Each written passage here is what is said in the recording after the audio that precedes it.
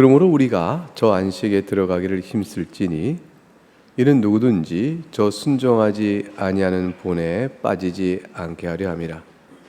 하나님의 말씀은 살아있고 활력이 있어 좌우의 날선은 어떤 것보다도 예리하며 혼과 영과 및 관절과 골수를 찔러 쪼개기까지 하며 또 마음의 생각과 뜻을 판단하나니 지으신 것이 하나도 그 앞에 나타나지 않음이 없고 우리의 결산을 받으실 이의 눈앞에 만물이 발가벗은 것 같이 드러나느니라. 하나님의 말씀입니다. 하나님께 감사합니다. 이제 주의 말씀을 전하겠습니다. 방금 읽은 이 짧은 세 절의 말씀은 우리에게 경고의 말씀을 담고 있습니다. 근데 단지 경고만이 아니라 동시에 안식에 들어갈 초대의 말씀도 함께 담고 있습니다. 이 경고에 대한 태도와 반응에 따라서 안식에 들어감에 대한 결국이 달라지기 때문이죠. 경고의 내용은 하나님 말씀에 순종해야 한다라는 것입니다. 하나님 말씀을 바르게 믿지 아니하는 외식자나 위선자는 그 정체가 마음에 감춰진 생각을 다 드러내시는 하나님 앞에서 낱낱이 드러날 것입니다. 그러므로 안식에 들어가기에 힘써야 될 자들이 하나님의 말씀에 순종할 것이라는 경고의 말씀을 함께 주고 있는 것이죠. 11절 말씀을 보게 되면 그러면 우리가 저 안식에 들어가기를 힘쓸지니 이는 누구든지 저 순종하지 아니하는 본에 빠지지 않게 하려 함이라 이렇게 되어 있습니다. 이 말씀은 사실 이해가 쉽지 않죠. 얼뜻 보면 우리가 저 안식에 들어갈 힘쓰라 그 말은 알겠어요.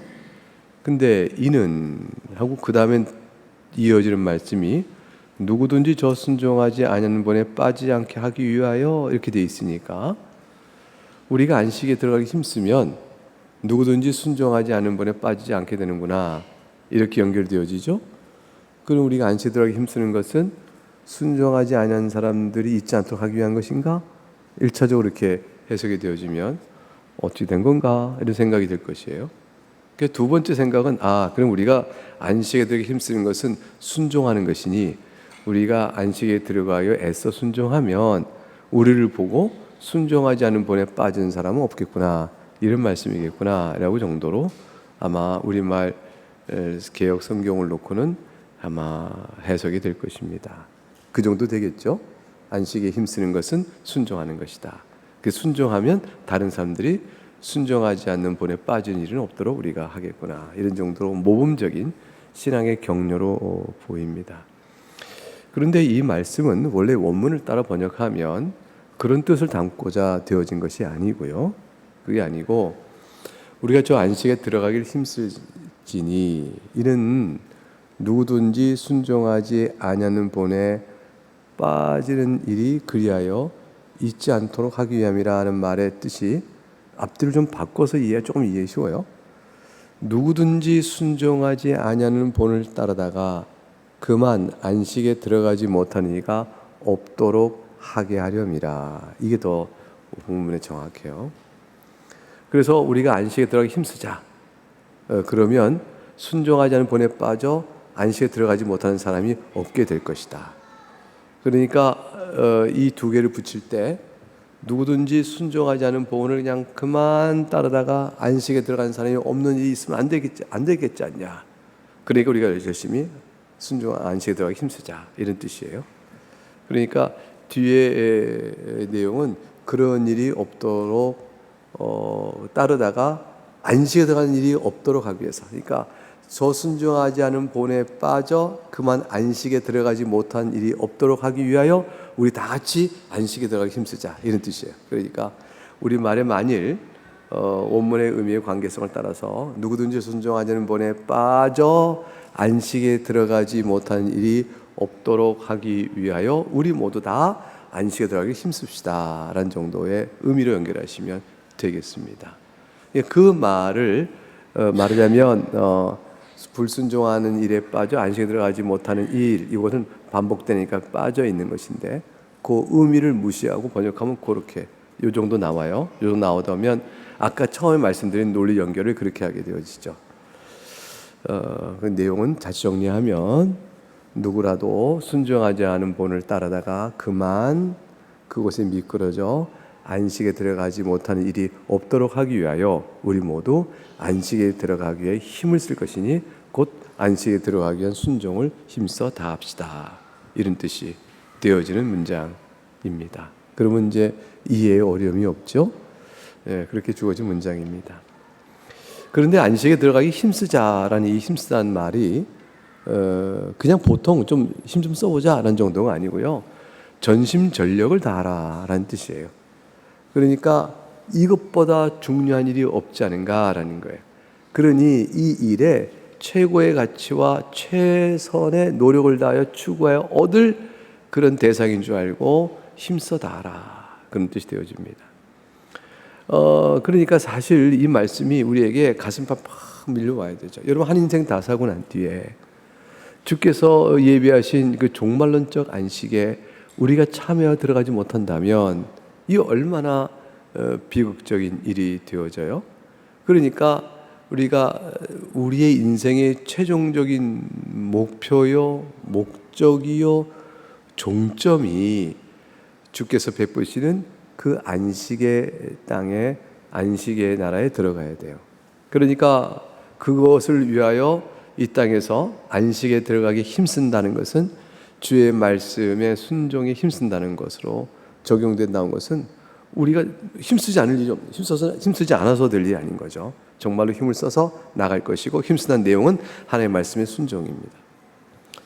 그러면 우리 생각에 결국 그러면 안식은 순종하여 가는 것이네, 그럼 믿음으로 가는 게 아니네, 이런 이제 의문이 들 거예요. 근데 이 말씀의 뜻은 전혀 반대예요.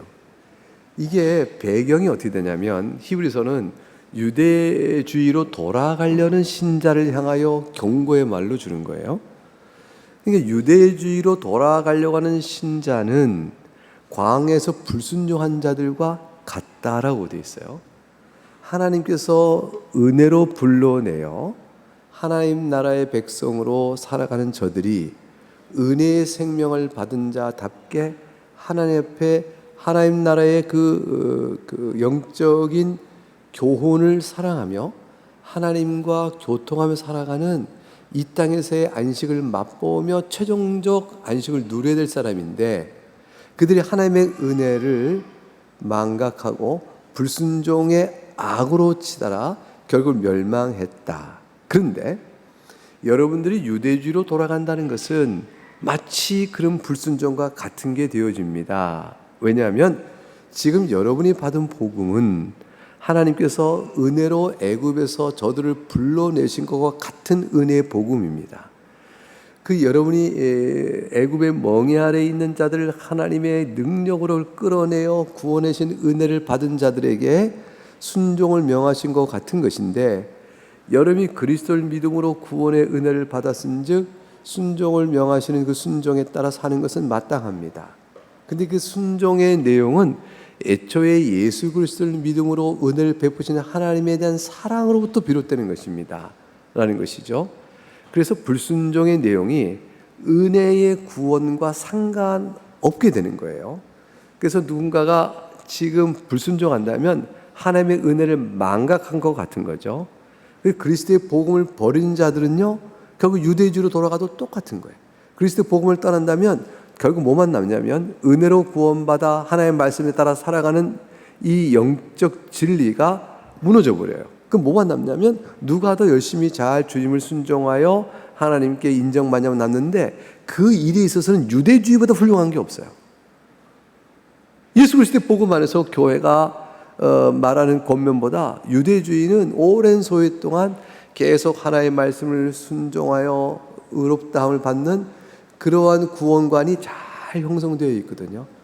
그러니까 그 형성된 그 안에서 순종으로 나가고자 한다면 뭐 교회보다 유대주의가 낫죠.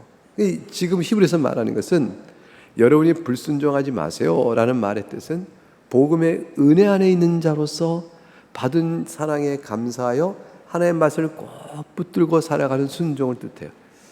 그래서 믿음의 순종이요, 믿음 자체 안에서 누려지는 순종이고, 더 나아가면 믿음이 곧 순종이 되어버려요.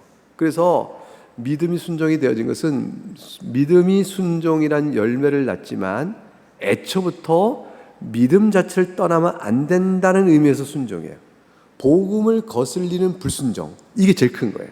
그래서 히브리서 기자들에게는 여러분이 하나님의 주시는 저 복음에 순종치 아니한다면 여러분이 율법에 순종하는 자기 의가 무슨 소용이 있습니까? 라는 거죠.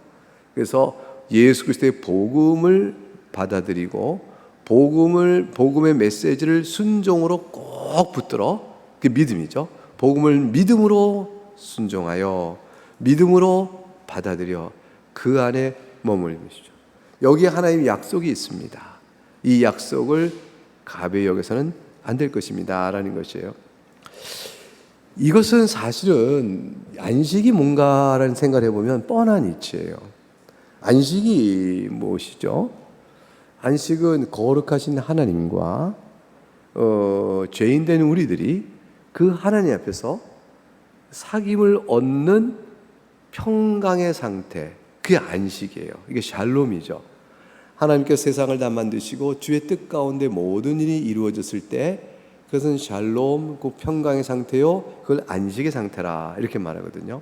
주의 뜻이 우리 가운데 드리워져 이루어질 때, 그럼 그 안식에 들어가는 것은 하나님의 뜻이 다 이루어지는 상태를 뜻하는데, 죄인이 어떻게 하나님의 거룩한 뜻이 이루어진 하나님 나라에서 그 평강의 상태를 누릴 수 있나요? 죄 용서함이 있고 온전한 자로 받아들여지는 일이 있어야 되거든요. 그 죄 용서함과 온전하게 받아들이는 일은 오직 그리스도의 대리 속죄의 은혜와 그의 의를 전가받는 일밖에 없어요. 그래서 이제 그리스도의 복음을 들었거늘 그리하여 죄 용서함과 그리스도의 의를 받아 의롭다함을 받아 그런 자가 이 땅에서 하나님과의 평강에 하나님의 거룩한 전으로 은혜의 보좌 앞에 담대히 나가는 그 영적 교통을 누리고 교회를 통해 누리는 거죠. 그런 다음에 마침내 주께서 재림하여 오실 때 그날에 이룰 완성된 안식에 우리가 참여하는 길이 되어지는데, 어찌하여 이 일에 힘쓰지 아니하고 불순종으로 관리하느냐. 다시 그리스도의 속죄와 의를 떠나서 어떻게 유대주의로 가려고 하느냐. 유대주의로 가는 자는 순종으로 안식에 들어가겠다는 자인데, 어리석은 자들을 향하여 오히려 지금 너희가 하나님의 말씀에 순종하라 이렇게 얘기해요. 순종하겠다고 유대주의로 가는 자들에게 순종하라 말해요. 그러니까 이게 굉장히 아이러니하죠. 근데 여기서 말하는 순종은 복음의 은혜를 붙드는 순종이에요. 저기서 순종은 뭐예요? 복음의 은혜 없이 자기로 인해 우려진 순종이에요. 자기로 인해 은혜로, 자기 의로 이룬 순종은 멸망이에요. 그리스도의 복음에 붙드는 순종은 생명의 길이에요. 그리스도의 의의 생명의 복음을 단단히 믿음으로 붙들어 순종하고, 그리하여 그 안에서 주시는 말씀 가운데 하나님과의 누리는 샬롬의 평강의 거룩한 상태를 살아가는 것은 성화의 열매를 맺어가는 성도의 모습이 되겠죠. 지금 히브리서는 성화의 순종과 유대적 율법의 순종을 비교하고 있는 것이 아니에요. 성화의 순종 자체는 안식의 성격인 것이고, 안식 자체를 누리는 모든 일은 그리스도의 복음으로 주는 거기 때문에 복음을 붙드는 믿음의 순종을 얘기하는 거예요. 그러니까 복음을 붙드는 믿음의 순종을 말하는 것이죠. 그 약속을 붙들어라, 그걸 얘기하는 것이죠. 그래서 힘써 우리는 하나님의 은혜의 복음을 붙들어야 한다. 그리고 은혜의 복음 안에서 불순종의 완악한 마음을 버리고 주께서 용서하시고 부르시는 거룩한 나라 안에서 이렇게 살아가는 삶을 따라야 한다라는 것이죠. 그래서 그걸 힘써라라는 것은 흔들리고 있기 때문에 그래요. 외적인 시련과 시험이 오죠. 내면에 있는 죄성, 사탄의 유혹, 세상의 시험거리, 이런 것 다 어울려서 그리스도의 복음을 방해합니다. 그리고 복음 안에 믿는 자들을 자꾸 흔들어 놔요. 그러니까 복음을 믿는다고 말하면서 껍데기처럼 살아가거나 아니면 복음을 내세우거나 결국은 자기 의를 내세우는 율법주의로 넘어가거나 이런 식의 형태가 있지 않도록 보호를 받아야 될 필요가 있죠. 그러니까 그리스도의 전적인 용서의 은혜, 그로 주시는 생명, 대제사장이신 그리스도만을 믿는 것, 이게 히브리서 계속 강조하거든요. 대제사장이신 그리스도를 믿고 바라는 것에 생명길이 있다. 그러니까 그리스도의 복음은 예수 그리스도의 대제사장이심을 선포하니 그거를 단단히 붙들고 거기에 불순종하지 마라. 복음의 메시지에 불순종하지 마라. 그렇게 되는 거예요. 복음의 메시지의 순종은 거룩한 삶을 살아가는 성도의 아름다움을 일궈냅니다. 왜냐하면 그것 자체가 안식의 삶의 성격이요 질이기 때문에 그래요. 그러나 안식 자체가 어떻게 주어지는 것이냐라는 것은 은혜로 주는 것이거든요. 은혜의 말씀 앞에 단단히 붙들려야 할 것이다 라는 것입니다. 그래서 얼핏 보면 순종을 강조하는 광야에서 멸망한 자들과 비교하여 저들이 하나님의 말씀에 순종치 아니함으로 광야에서 다 죽었다, 이렇게 멸망했다라는 말씀이 주면 순종과 순종 이렇게 되잖아요. 유대주의는 순종하러 간 자들에게 왜 가지 말라 하느냐, 이게 되어지는데, 여기서 히브리서 말하는 광야에서 죽은 자들이 순종하지 않았다는 것은 저들이 하나님의 은혜로 구원받은 자가 마땅히 살아가는 하나님의 안식의 개념을 전혀 알지 못한 채 죄악대로 살았다라는 것이에요. 그렇기 때문에 지금 히브리서 말하는 순종은 아이러니하게 순종을 말하지만 말씀의 순종이요, 말씀의 순종은 복음을 붙드는 순종이에요. 그 복음을 붙드는 순종 안에서 은혜의 전적인 구원을 바라보는 것이요, 그것이 바로 안식을 주어지는 여건이요, 기반인데, 그 안식 안에서 누려진 성질은 또 죄와 싸워가는 거룩한 삶을 살아가는 것이 있죠. 요컨대 히브리서는 지금 히브리서에 써 있는 기자들, 히브리 기자가 쓰고 있는 대상들에게 예수 그리스도의 복음을 단단히 붙들어 대리속죄의 은혜를 입어 거룩한 삶을 살아가는 이 복된 신앙을 떠나지 마라, 이렇게 해야 되죠. 이것이 바로 여기에 안식이니라. 여기에 말씀이 있습니다. 12절에 가게 되면 12절 같이 읽어보죠. 시작. 하나님의 말씀은 살아있고 활력이 있어 저의 날선 어떤 것보다 예리하여 혼과 영과 및 골든과 골수를 찔러 쪼개기까지 하며 마음의 생각 뜻을 판단하니. 이것은 이제 하나님의 말씀 앞에 우리가 어떤 것도 숨길 수 없고 다 드러난다라는 이제 말씀과 맞물리죠. 왜냐하면 13절의 말씀도 같이 읽어봐요. 시작. 지으신 것이 하나도 그 앞에 나타나지 않음이 없고 우리의 결산을 받을 시의 눈앞에 만물이 발가벗은 것 같이 드러나느니라, 이렇게 되어 있잖아요. 그러니까 이렇게 되어 있는 내용 속에서 하나님의 말씀이 모든 걸 다 드러낸다라고 되어 있는데, 근데 1차적으로 하나님의 말씀은 모든 숨은 사실을 드러냅니다. 근데 드러내는 숨은 사실의 내용이 뭐냐면, 첫 번째는 불순종이에요. 그 불순종은 뭐냐면 복음을 거슬려가는 저들의 불순종이에요. 예수 그리스도의 대상 직분에 의하여 구원받는 이 놀라운 복음적 사실을 거슬려가는 저들의 악함을 이 말씀이 다 드러내요. 그 이유가 뭘까? 그 이유는 뭐냐면 유대주의적 관점 때문에 그런 거죠. 유대주의적 관념 안에서 저들이 복음을 거슬려가는 악함을 행하죠. 그러니까 그것들을 주님 말씀이 드러냅니다. 드러내면서 유대주의의 오류, 한계, 잘못을 뭘로 말씀해요? 그렇게 해서는 저들이 하나님 앞에서 드러나는 상황에 얼마나 악인되어 있는 것인가, 저희들이 잘못된 자요 범죄한 자 영원한 진노 아래 있는 자임을 드러낼 뿌린 것을 드러내심으로 유대주의로 돌아가는 저들의 선택이 왜 악한가를 보여줘요. 그것을 이제 경고하기 위한 것이죠. 그러니까 첫 번째는 여러분의 마음속에 있는 마음의 동기와 그 뜻을 드러내줍니다.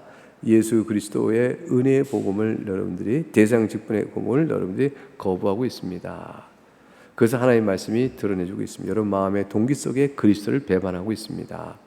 복음을 배반합니다. 그거를 다 드러내요. 마음의 생각, 뜻을 다 판단합니다. 하나님의 말씀이 살아있고 활력이 있다는 것은 그 하나님의 말씀이 죽은 말씀이 아니고 생기가 없는 말씀이 아니기 때문에 무능하여 아무런 능력을 발휘하지 못하고 있지 않다는 거예요. 말씀이 내 속을 어떻게 알아? 그게 아니고 하나님의 말씀에 비추어 내가 어떤 생각, 무엇을 했는가를 낱낱이 가려낼 수 있다. 그것이죠. 그 검에다 비교했어요. 양날에 다 예리하게 돼 있으면 검이잖아요. 보통 칼은 도라고 말하는 칼은 한쪽 면만 있고 검은 양면이에요. 양날이에요. 이 총칭할 칼일 수 있겠죠. 근데 이 검의 양날에 있는 검은 예리하다 그랬어요. 혼과 영과 관절 골수 우리의 전 인격을 다 드러냅니다. 우리의 전생애적 그다음에 이성과 정서와 의지 전 인격적인 모든 삶의 요소 중에 드러나지 않은 것이 없다. 그래서 가장 쉽게 마음과 생각의 뜻마저 드러낸다. 마음의 생각과 뜻은 감춰져 있잖아요. 우리가 말하자면 모르는 거거든요. 이것까지 다 드러내신다라고 되어 있어요. 그러니까 불순종의 악, 여러분 마음의 동기, 그게 감춰지겠냐라는 것이죠. 그러니까 여러분이 어떤 마음과 동기로 그리스도의 복음을 떠나려고 하느냐라는 거예요. 그리스도의 복음을 떠나서는 살 길이 없어요. 한 번 듣고 그 다음에 또다시 복음을 버리고 나면 살 길이 없어요. 여러분이 지금 듣는 구원의 복음을 든든히 붙들어야 한다는 사실을 이렇게 말씀하고 있는 거죠. 그래서 13절에 지으신 것이 하나도 그 앞에 나타나지 않음이 없다 그랬어요. 그러니까 결국 여러분의 내면 안에 있는 동기가 결국 대제사장 그리스도를 떠나서 유대로 돌아간다면 살 길이 없는데 그 안에 이유가 무엇 때문인지를 하나님께 다 드러내실 때에 하나님께서 여러분이 그 신앙을 결산해야 될 텐데 그 결산의 내용은 뭐죠? 유대주의적 저주죠. 유대주의적 저주가 되죠. 결국 율법에 의한 정죄밖에 남지 않을 것이니 여러분이 만물의 발검에서 드러날 때에 과연 하나님 앞에서 살 길이 있겠는가? 그러면 뭐가 되죠? 결국 그리스도의 속죄밖에 없다. 13절의 말씀이 결국 답은 뭐냐면 그러므로 속죄 은혜밖에 없다. 그런데 어찌하여 교회를 떠나려고 하느냐? 이렇게 말씀이 되어지는 겁니다. 결국 이제 내용은 대략적으로 다 살펴본 것입니다. 그러니까 이제 이렇게 해놓고 나서 우리가 4장 14절부터 가게 되면 다시 예수 그리스도 기독론이 나오는 거예요. 4장 14절 읽어볼까요? 우리 오늘 본문 13절 끝났는데 4장 14절 읽어보면 시작. 그러므로 우리에게 큰 대상이 계시니 승천하시니 곧 하나의 아들 예수시라.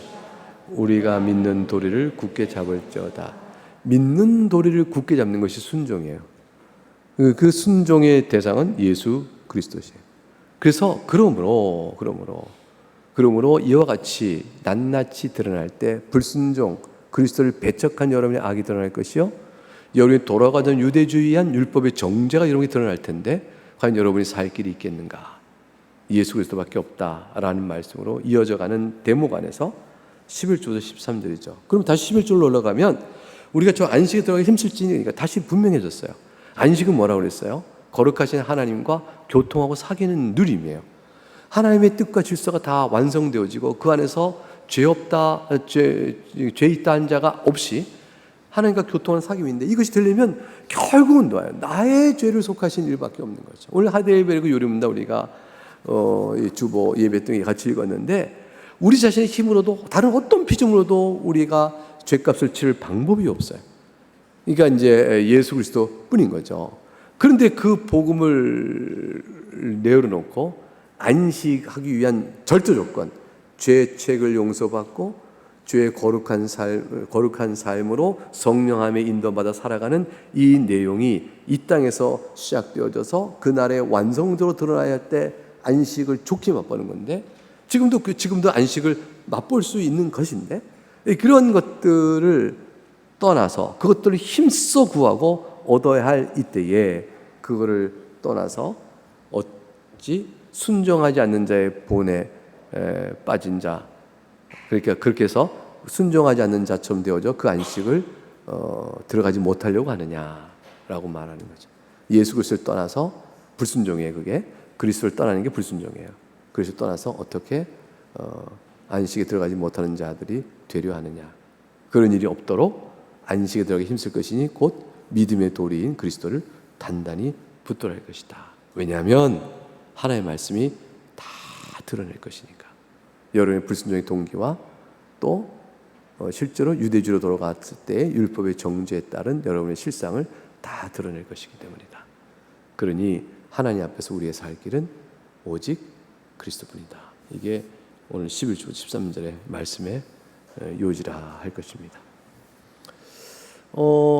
흔히들 이제 한 가지 이제 덧붙여 말씀드릴 것은 12절에 혼과 영과 및 관절과 골수 이렇게 나오니까 혼 따로 영 따로 해서 육체가 있고 혼 따로 있고 영 따로 있어서 인간의 구성이 혼, 영, 육체 이렇게 3분으로 세 가지 구성 요소로 이루어져 있지 않는가라는 주장하는 사람이 있는데 이 본문을 가지고 그렇게 주장한 것은 매우 적절하지 못하다라는 것이죠. 여기서 혼이다 하는 것은 이제 푸시케라는 말이고 그 다음에 영이다 하는 것은 푸뉴마를 번역한 것인데 이 푸시케와 푸뉴마 즉 혼과 영은 번역은 서로 교차적으로 되어지는 것들이에요. 그래서 이거는 영혼이라는 하나의 실체가 활동하는 여러 측면 가운데서 때로는 혼이라는 측면, 때로는 영이라는 단어로 표현되고 있는 것들을 말하고 있는 거죠. 그래서 영혼이라는 한 실체가 활동하고 기능하는 측면이 한편은 혼이요, 한편은 영이요 이렇게 표현되고 있을 뿐이지 영이요 혼으로 표현되고 있는 활동을 해 나가는 존재, 실체의 존재가 따로따로 있다는 것은 아니에요.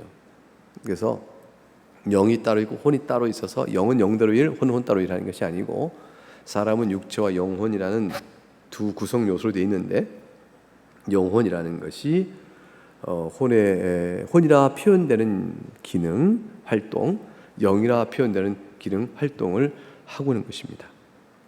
그러니까 오늘 본문은 어떤 측면이든지 영혼으로 활동하는 어떤 측면에서든지 또 관절과 골수처럼 육체의 어떤 부분이든지 하나님은 다 드러내신다.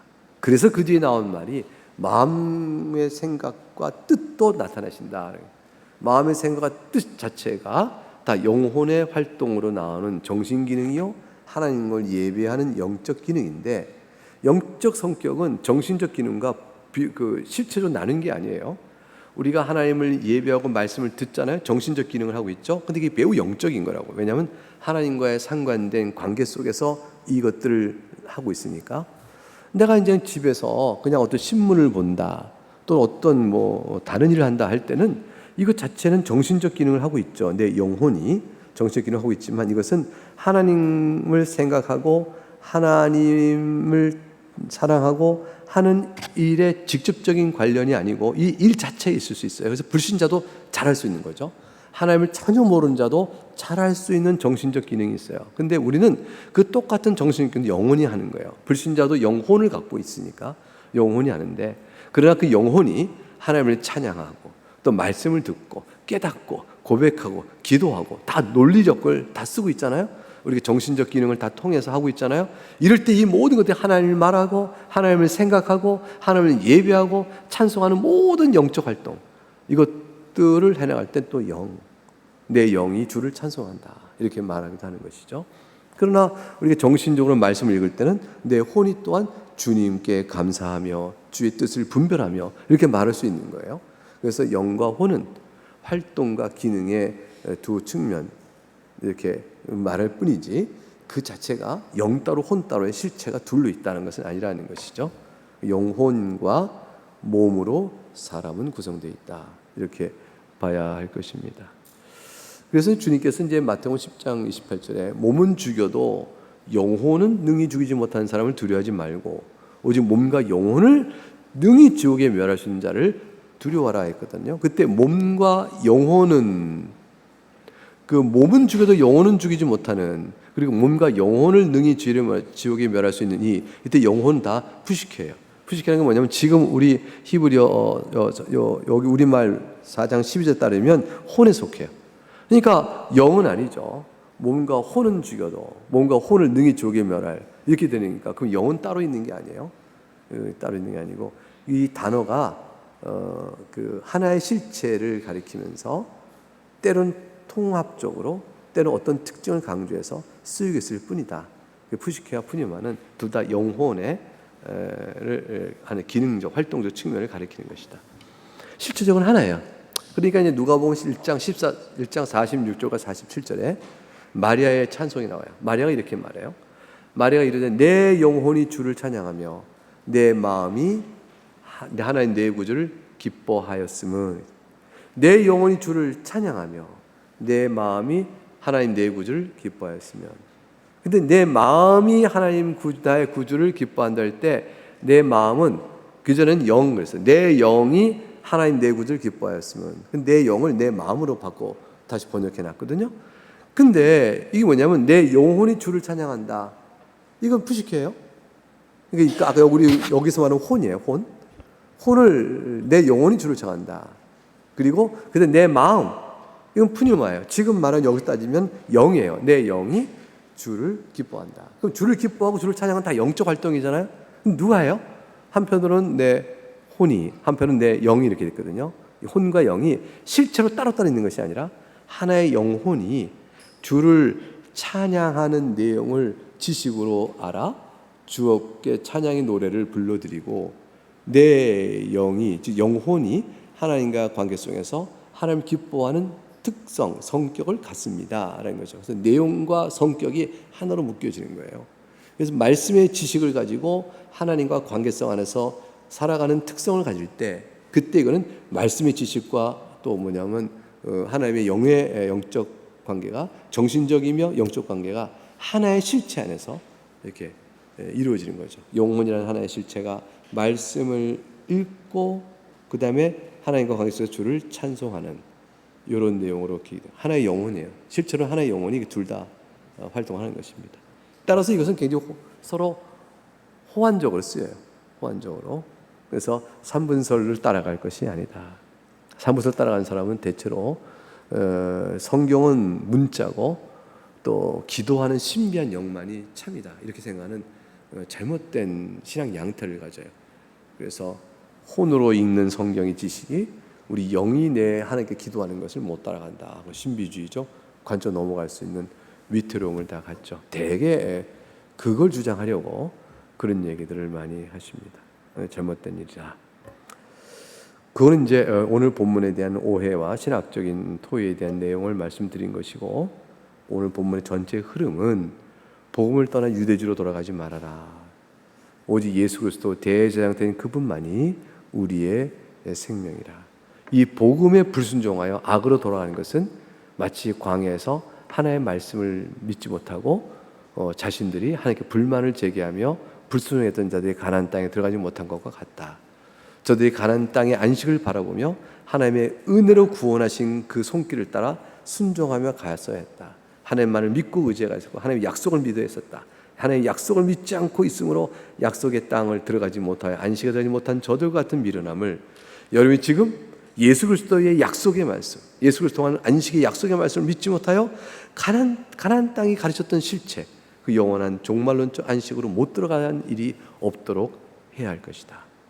그 말씀입니다. 그러므로 또 우리는 안식에 들어가기에 힘쓸지니 복음의 약속을 더 순종하여 더욱더 안식에 들어가기에 힘써야 될 것이다 말씀하는 것이죠. 그러므로 어찌하여 유대주의로 돌아가려고 하느냐 하는 것입니다. 여기까지가 오늘 본문의 말씀이라 할 것입니다.